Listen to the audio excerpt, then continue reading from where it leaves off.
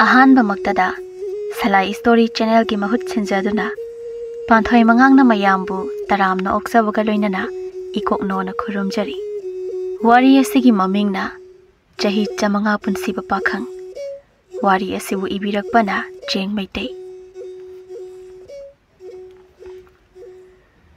ꯃꯊꯥꯏ ꯊꯥꯏꯅ ꯃꯇꯝ ꯑꯃꯒꯤ ꯌꯥꯝꯅ ꯊꯥꯖꯗꯕ ꯋꯥꯔꯤ ꯑꯃꯅꯤ꯫ ꯆꯤꯡꯊꯥꯡ ꯌꯥꯝꯅ ꯃꯁꯛ ꯃꯇꯧ ꯐꯖꯕꯇ ꯅꯠꯇꯅ ꯃꯄꯥꯡꯒꯜꯁꯨ ꯌꯥꯝꯅ ꯀꯟꯕ ꯄꯥꯈꯪ ꯑꯃꯅꯤ꯫ ꯑꯗꯨꯅ ꯅꯨꯄꯤ ꯑꯉꯥꯡꯁꯤꯡꯅ ꯆꯤꯡꯊꯥꯡꯕꯨ ꯌꯥꯝꯅ ꯄꯥꯝꯅꯔꯝꯃꯤ꯫ ꯃꯌꯥꯝꯅ ꯄꯥꯝꯅꯕꯗꯨꯅ ꯆꯤꯡꯊꯥꯡ ꯃꯇꯝ ꯄꯨꯝꯕꯗ ꯃꯁꯥꯗ ꯅꯥꯄꯜ ꯀꯥꯅ ꯌꯥꯝꯅ ꯆꯥꯎꯊꯣꯛꯆꯅ ꯍꯤꯡꯖꯩ꯫ ꯅꯨꯄꯤꯅ ꯅꯨꯡꯁꯤ ꯄꯥꯝꯃꯤ ꯍꯥꯏꯔꯛꯄꯒꯁꯤ ꯆꯤꯡꯊꯥꯡꯅ ꯇꯥꯕꯤꯗꯕ, ꯅꯣꯛꯇꯨꯅ ꯀꯔꯦꯝꯅꯕꯁꯨ ꯇꯧꯕꯤꯔꯝꯃꯤ꯫ ꯃꯁꯤꯅ ꯃꯔꯝ ꯑꯣꯏꯔꯒ ꯆꯤꯡꯊꯥꯡꯕꯨ ꯄꯥꯝꯖꯕ ꯅꯨꯡꯁꯤꯖꯕ ꯂꯩꯁꯥꯕꯤꯁꯤꯡꯅ ꯆꯤꯡꯊꯥꯡꯗ ꯋꯥꯔꯧꯗꯨꯅ ꯍꯦꯛ ꯍꯦꯛ ꯉꯥꯡꯕ ꯆꯩꯕ ꯇꯧꯏ꯫ ꯉꯁꯤꯁꯨ ꯆꯤꯡꯊꯥꯡꯕꯨ ꯊꯃꯣꯏ ꯁꯦꯡꯅ ꯌꯥꯝꯅ ꯅꯨꯡꯁꯤꯖꯕꯤ ꯆꯤꯡꯂꯦꯝꯕꯤꯅ ꯆꯤꯡꯊꯥꯡꯗ ꯃꯥꯒꯤ ꯅꯨꯡꯁꯤꯖꯕ ꯑꯗꯨ ꯌꯥꯕꯤꯅꯕ ꯍꯥꯏꯖꯔꯝꯃꯤ꯫ ꯑꯗꯨꯁꯨ ꯆꯤꯡꯊꯥꯡꯅ ꯆꯤꯡꯂꯦꯝꯕꯤꯒꯤ ꯋꯥ ꯑꯗꯨ ꯀꯔꯤꯝ ꯀꯊꯥꯏꯅꯗꯨꯅ ꯇꯥꯕꯤꯗꯕ ꯇꯧꯕꯤꯔꯝꯃꯤ꯫ ꯑꯗꯨꯅ ꯆꯤꯡꯂꯦꯝꯕꯤꯅ ꯀꯞꯇꯨꯅ ꯆꯤꯡꯊꯥꯡꯗ,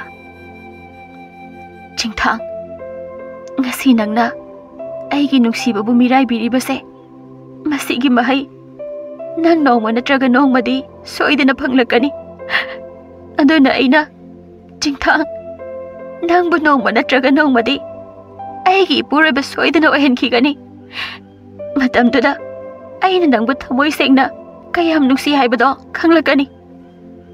ꯌꯥꯔꯦꯗ, ꯑꯩꯉꯣꯟꯗ ꯑꯗꯨꯃꯥꯏꯅ ꯍꯥꯏꯔꯤꯁꯦ ꯅꯪꯅ ꯑꯍꯥꯟꯕ ꯅꯠꯇꯦ, ꯅꯨꯄꯤ ꯀꯌꯥ ꯑꯃꯅꯤ꯫ ꯅꯨꯄꯤ ꯃꯌꯥꯝꯗꯨꯅ ꯑꯗꯨꯃꯥꯏꯅ ꯍꯥꯏꯔꯦꯅ ꯑꯩꯁꯦ ꯅꯣꯏ ꯃꯌꯥꯝꯒꯤ ꯅꯄꯨꯔꯣꯏꯕ ꯑꯣꯏ ꯂꯩꯔꯗꯤ ꯑꯩꯗꯤ ꯁꯤꯔꯣ ꯍꯥꯏꯕ꯭ꯔꯣ? ꯃꯣꯏ ꯃꯌꯥꯝꯗꯨꯒ ꯑꯩꯒꯤ ꯅꯨꯡꯁꯤꯕꯒꯗꯤ ꯆꯥꯡꯗꯝꯅꯕꯤꯒꯅꯨ꯫ ꯑꯩꯒꯤ ꯅꯨꯡꯁꯤꯕꯁꯦ ꯃꯤꯀꯨꯞ ꯈꯔꯒꯤ ꯅꯨꯡꯁꯤꯕꯗꯨ ꯅꯠꯇꯦ, ꯄꯨꯟꯁꯤꯁꯤꯃꯒꯤꯅꯦ, ꯃꯄꯣꯛ ꯃꯄꯣꯛꯀꯤꯅꯦ꯫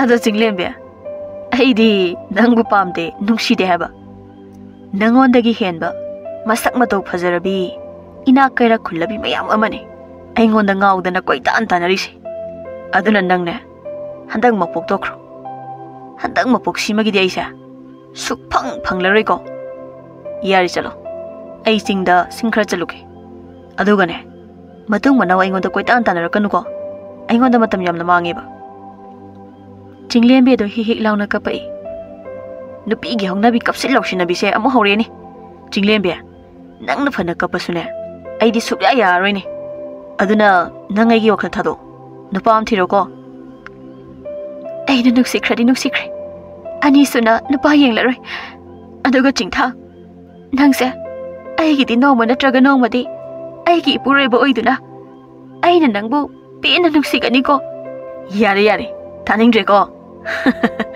ꯁꯛ ꯐꯖꯕꯒꯁꯦ ꯌꯥꯝꯅ ꯋꯥꯕꯖꯥꯠꯅꯤꯀꯣ꯫ ꯅꯪꯅ ꯑꯩ ꯅꯨꯡꯁꯤꯔꯗꯤ ꯇꯨꯔꯦꯜꯗꯨꯗ ꯑꯃꯨꯛꯇ ꯆꯣꯡꯊꯧꯗꯅ ꯑꯩ ꯀꯌꯥꯝ ꯅꯨꯡꯁꯤ, ꯑꯦ ꯋꯥ ꯍꯥꯏꯕ ꯐꯥꯎꯕ ꯂꯣꯏꯗ꯭ꯔꯤꯉꯩꯗ ꯆꯣꯡꯊꯈ꯭ꯔꯦꯅꯦ꯫ ꯆꯤꯡꯂꯦꯝꯕꯤ, ꯆꯤꯡꯂꯦꯝꯕꯤ, ꯀꯃꯥꯏ ꯇꯧꯅꯤ?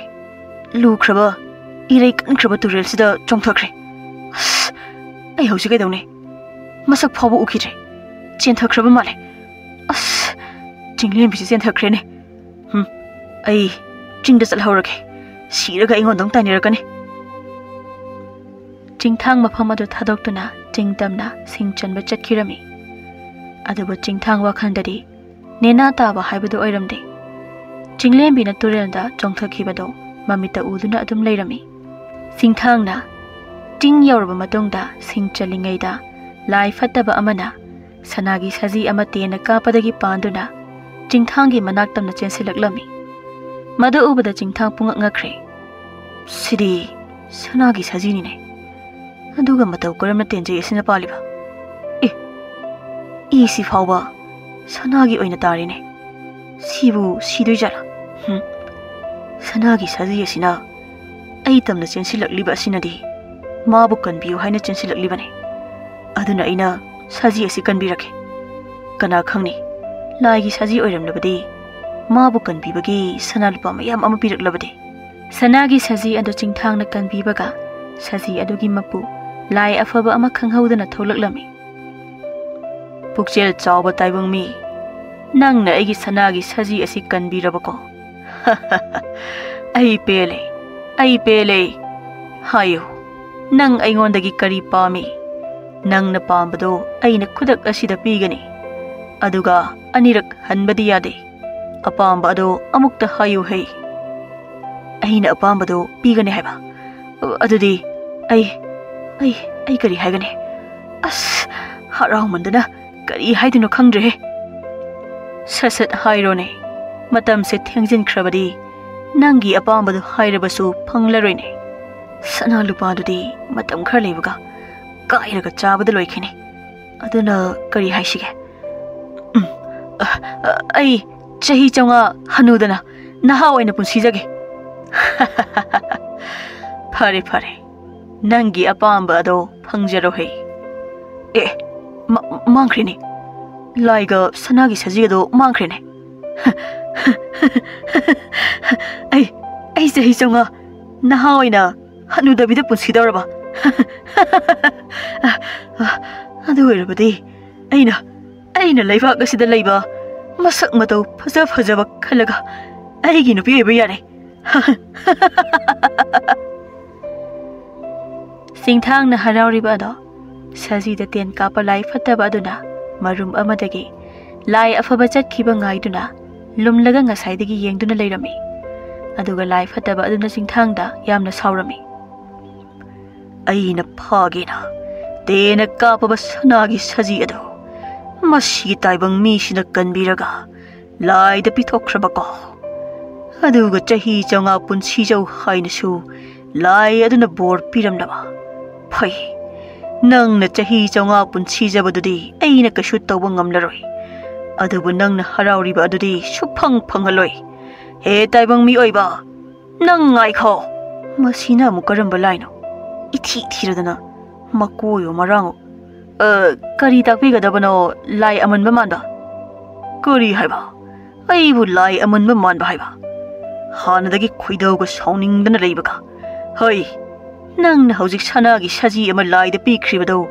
aigi tena palaba aigi oiraba sanagi saji ni ne adu kaidawrage mapu laga lokre koya da mi usitribino ne iya chahi chonga siba naire khangbana mi usitriba kaidani ne phai nang khangani dana hojik kaidawdaino nangna fanai se hana bo honarabasu aidi suksi shiroi nang warga togani ko kari aidi karigi hatoriba nangdi hatloi adubane nangna chahi chonga punsiba sidane nupi thiba khangdaba nupi na pambidaba oiro hey aigi sanagi sajibu nang na pitokhiba nang khangbra hojikti wahai asi hairam laga lai fataba da swailauna mangkhri aduba chingthang nupi thiba khangdaba nupi na pambidaba oyu hairamba aduda chingthang makoki samado chap yungkhri mangkhri ne aduga mana hoji hairambado kari haba aina chahi chonga punsiba sida nupi na pambidaba nupi thiba khangdaba oyu haiba adudi aina chahi chonga punsidawri basi kari kanarige ha kari kanarige lai manba nang kai da rige amuk tang gai hi mangda thoglamo nachaga lai afaba nang amuk taga thoglamo ai chahi chonga punsibaga pamdre hanagi punsido thum oijarage ai hanagi punsido thum oijarage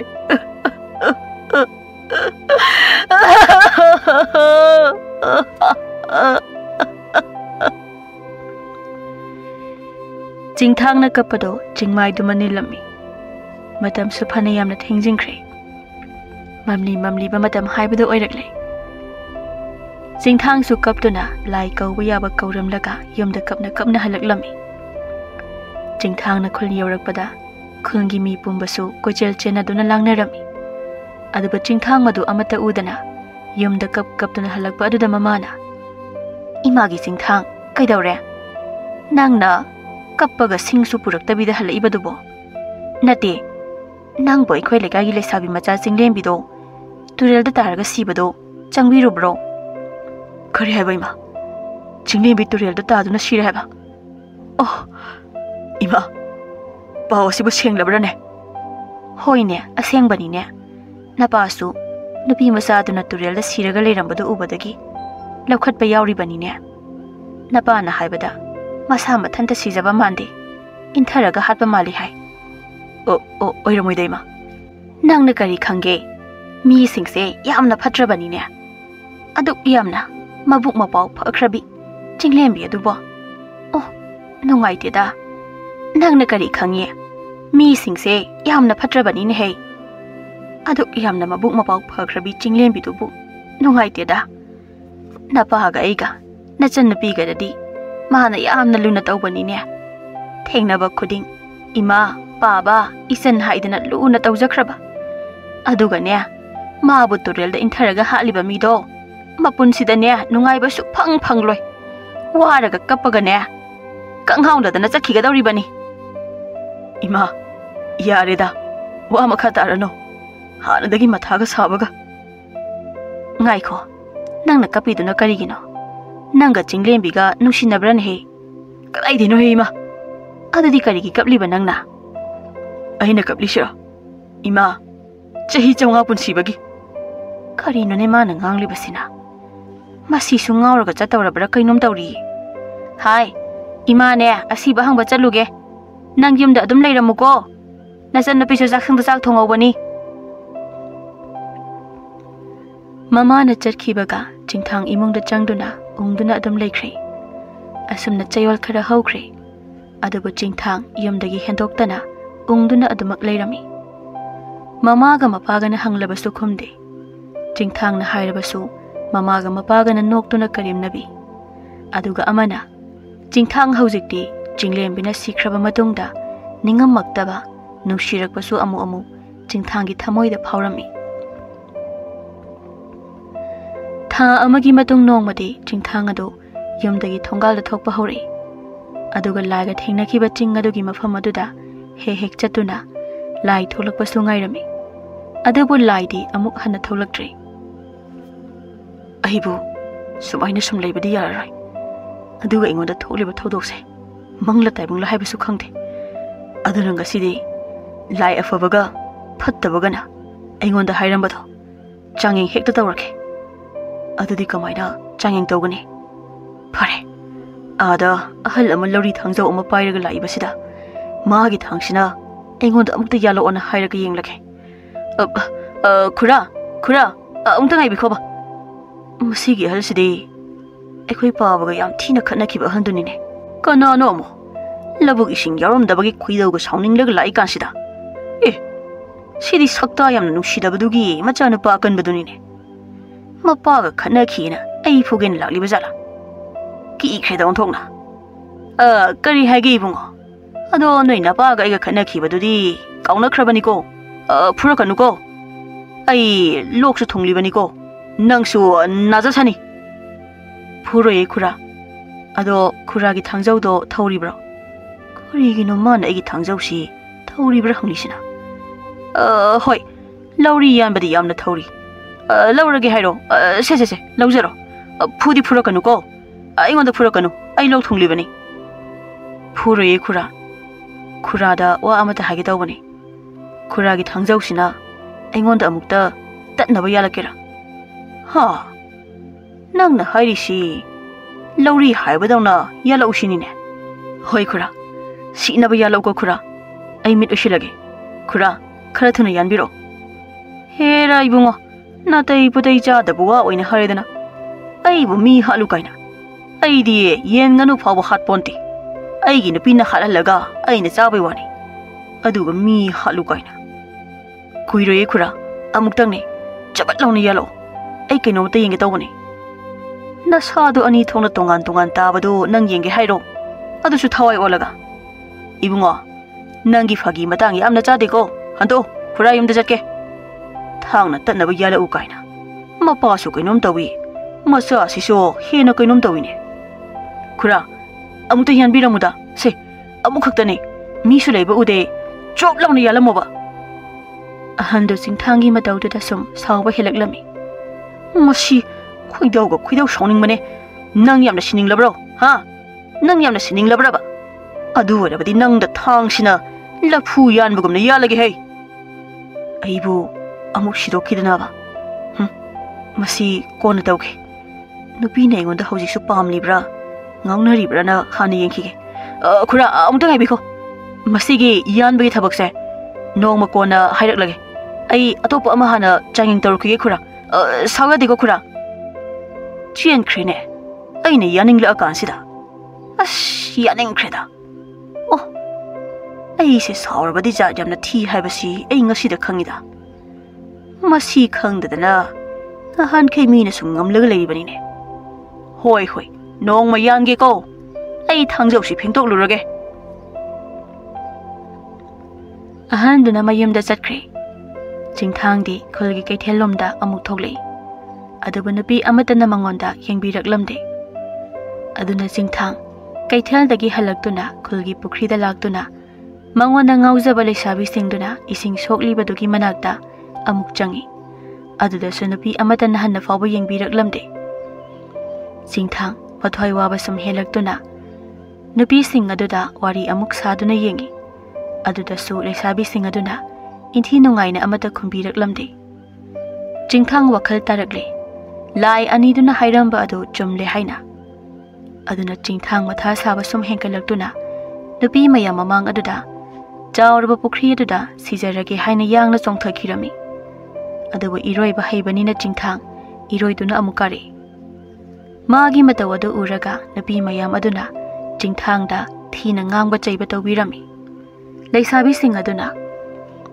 Karino nangbu ngaubra khulai kai mi singna thangna janari ba khulgi pukri sida chongthari ba duwa yengo ising si loina nei ra heba leisabi amana iruluning labasu nasan pida sohalaga nayamda luba yadra khulgi pukri sida nangna chongtharaga lukhraba phajakraba ising se mangthokli ba sibo karigino amana amu mase sono phuna surabagum tawri ne chu churamani ye Jinglem bina ma se yang pamjabani Hausiti Jinglem bi sikhrabani na ma na ung pamlaktana nushirei oiramgani ye adugi ngaudana sijage tawri oiramgani ising siroina nei rebase sakta siga hangoi laira bo hengmangkhei Jingthangna Jinglem be oh ningam lakkidreda ngasi di agi thamoise ai haujik nangi nushibado pamle adubu nangdi taibang palasida amuk hana aina chahi chonga punsirabasu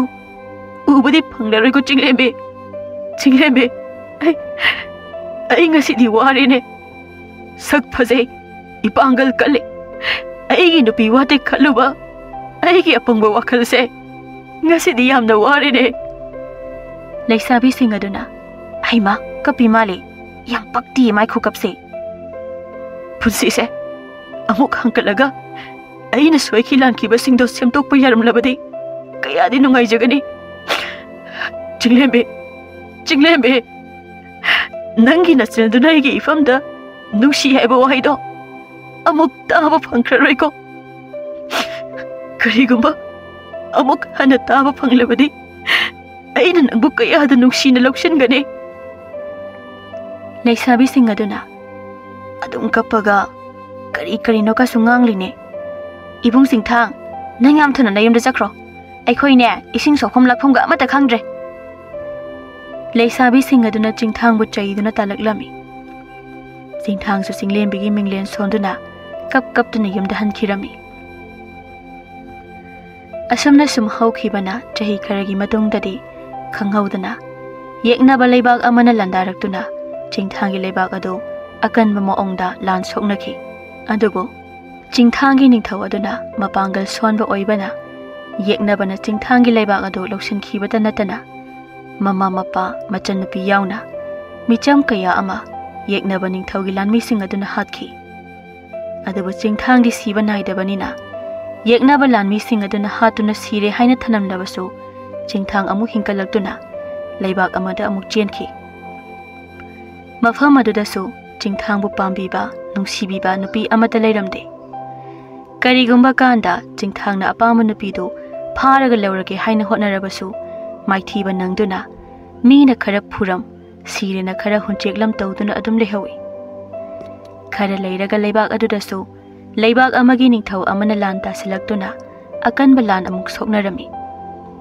अदुना चिंथांग मफम अमदगी मफम अमदा chain चेंदुना Laramie कोना थंगदि चिंथांगना लान सिदे मालेम पुंबदा थोपोइरेको अइना मफम अमदगी मफम अमदा फना चेंदुना लेरबसु लान सिदे तौदब मफम अमता लेरमद्रेदना अदुदि अई कइदौगनी अइना पामलिबसिदि लान नते अई नुपी थीबने नुपीना अइबु नुंसीबिरकपदुने अदुबु अइगी पुंसीसिददि अइबु नुंसीबिबु नुपी थोलक्तुना अइगा लुहोंगदुना लेमिनबा फंगबा हाइबदुदि ओइथोक्लरोइको फरे अइना सिगदबा चहीसु वाले इमा इपा इचन नुपीसु लेखिद्रे नुपी हाइरा फंगलरोइ अदुना ngasi haiba numisidagi leita laira aswan ana singsigi mateng pangduna punsi se lelake masina aina mirai bi khrabi chinglem bi thawaina pianba oirasano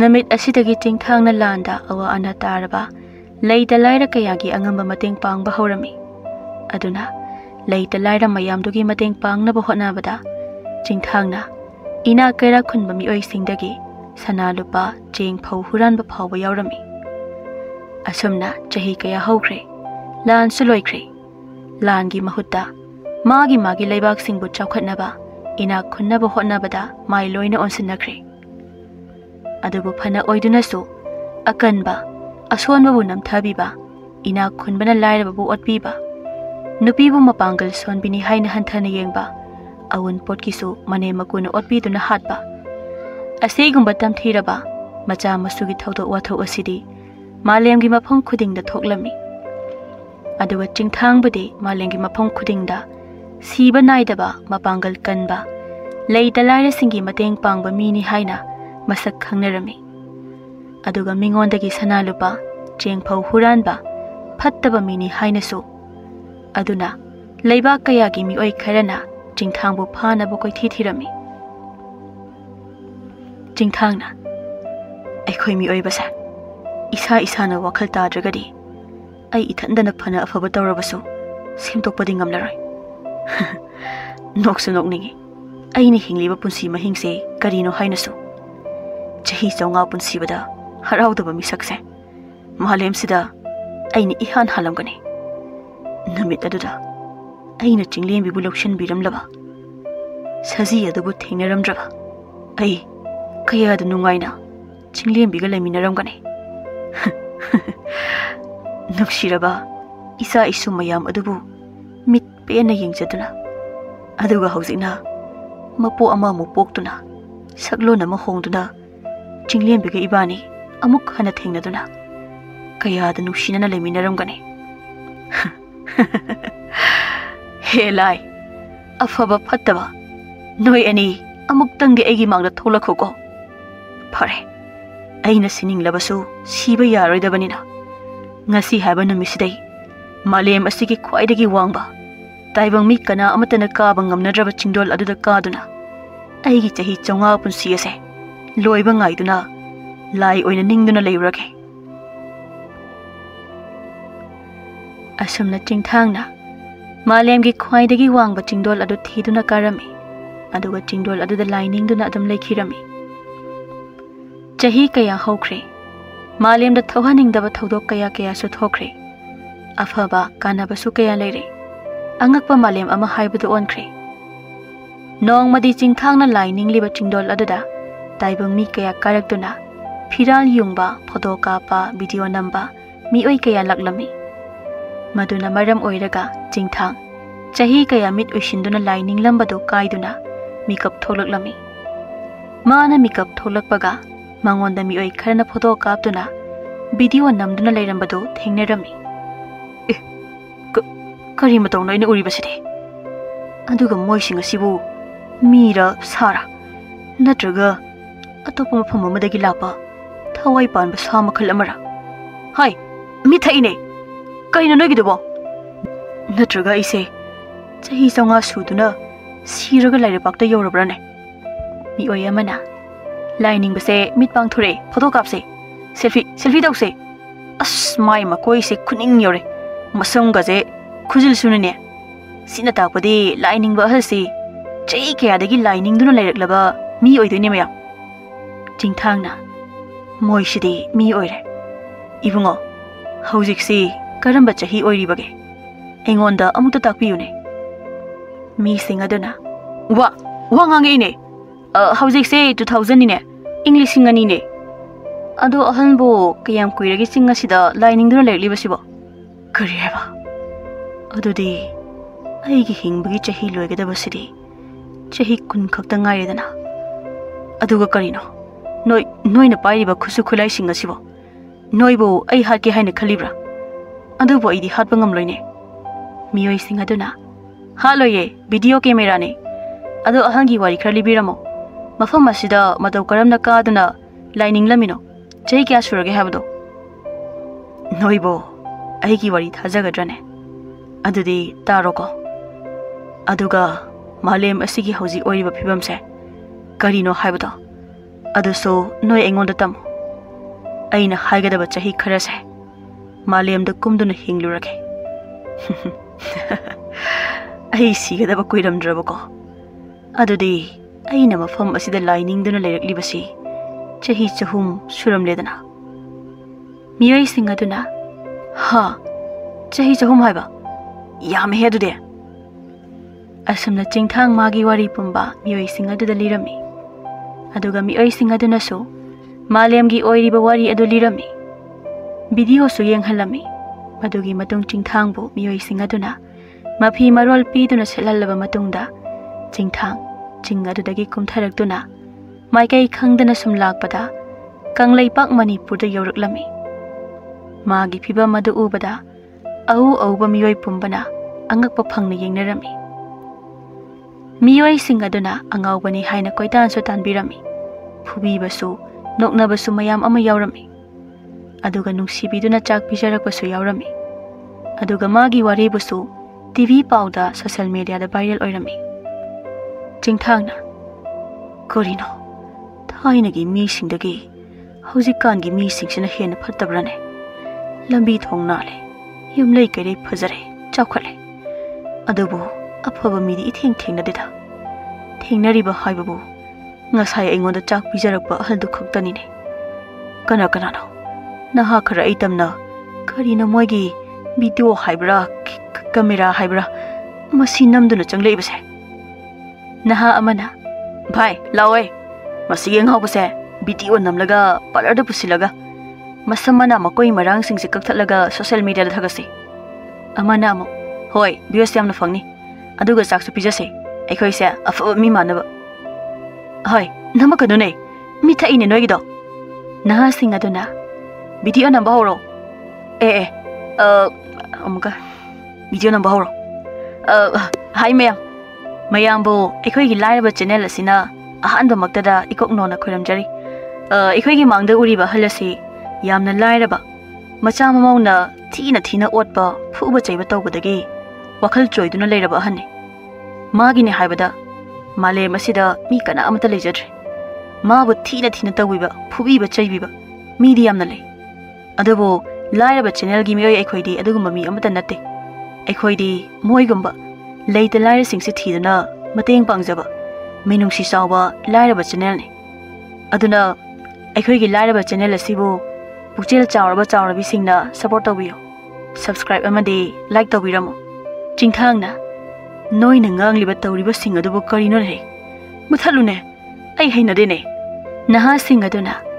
Ahal se paraga, Masamana Katalurase. Yada so sorosing lagapuse.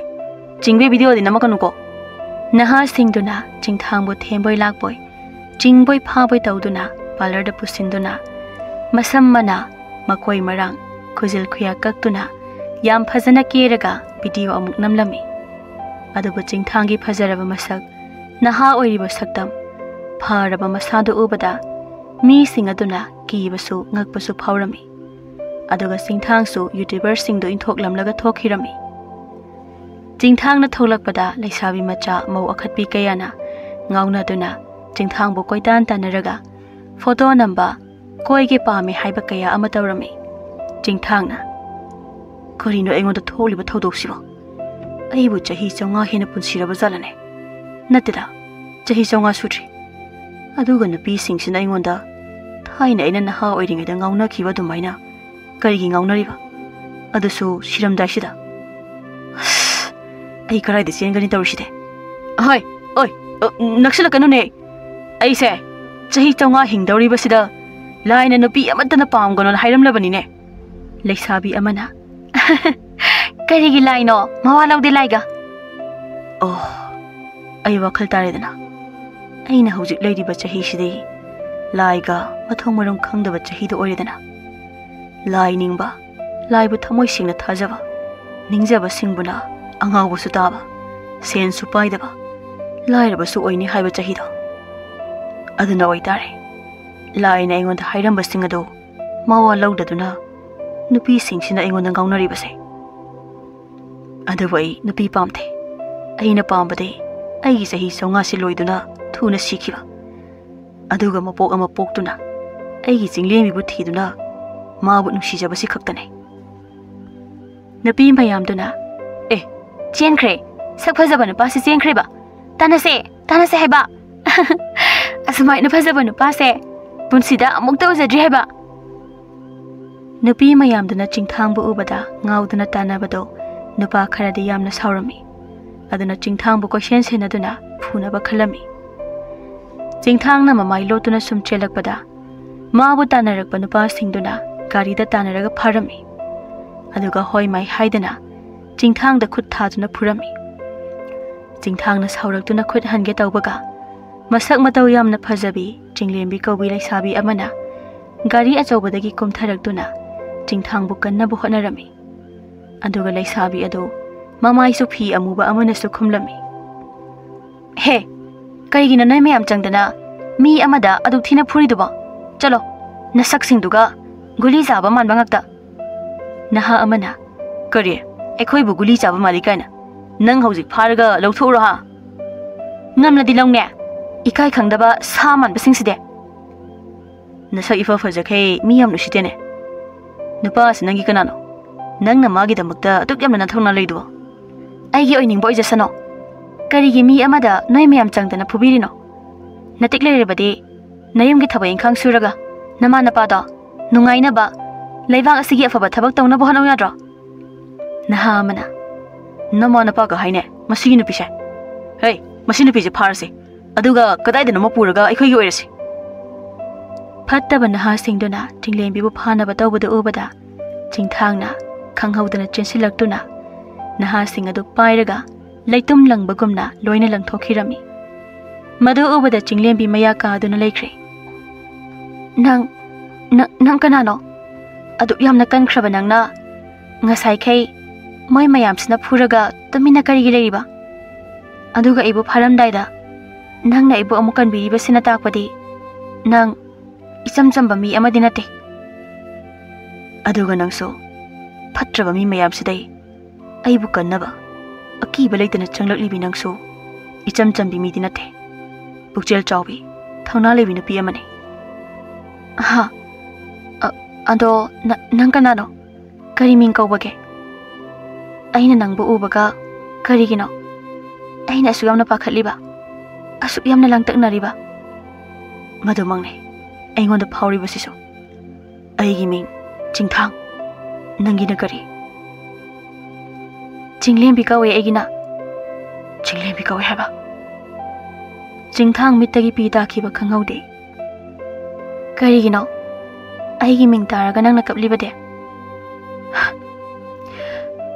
Nangi ming sika aigi punsida kaubang hamloridaba wari yamna le Adubu nang aigi chinglembi dinate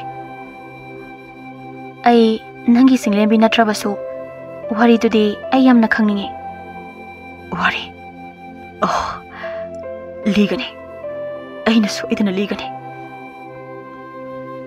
chinglembi gi gari achobatuda chingthangbu tonghalaga chinglembi na thorami aduga chingthangna wari liraklami chingthangi wari da tabada chinglembi lambi matai da khamduna pukning changna tarami.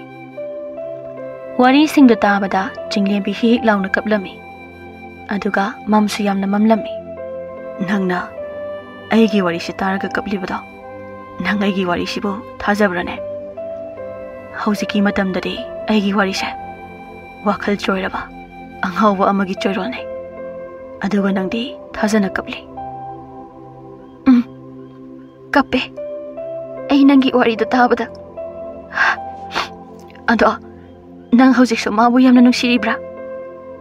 Nungsi. Ay mabu yamna nungsi.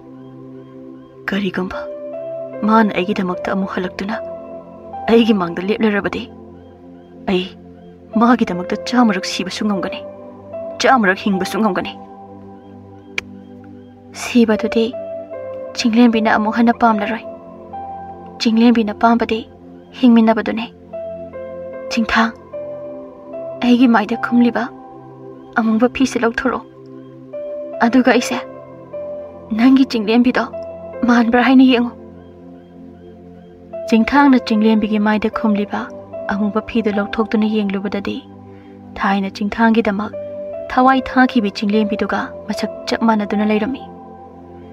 Chingthang magi chinglembi ni khanglakpa mikupta mapi tana kap amga. Chingthang magi chinglembi ni khanglakpada mapi tana kaptuna chinglembi bu koli. Chinglembi su kanna kapli. Aina haidra Chingthang nangba natraga nongmadi nangse aigi soidana oigani haina. Hoi ai ngasidi nangi oire chinglembi. Adubu matau karamna no nangna yamlaba chahi kayasi aibu ngaiduna leramlibase.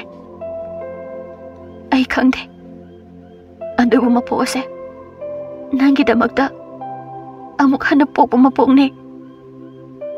Chingthang ga chinglembi ga ingangak lingai sanagi saji loiba lai afabado moi anigi mangda tholaklami.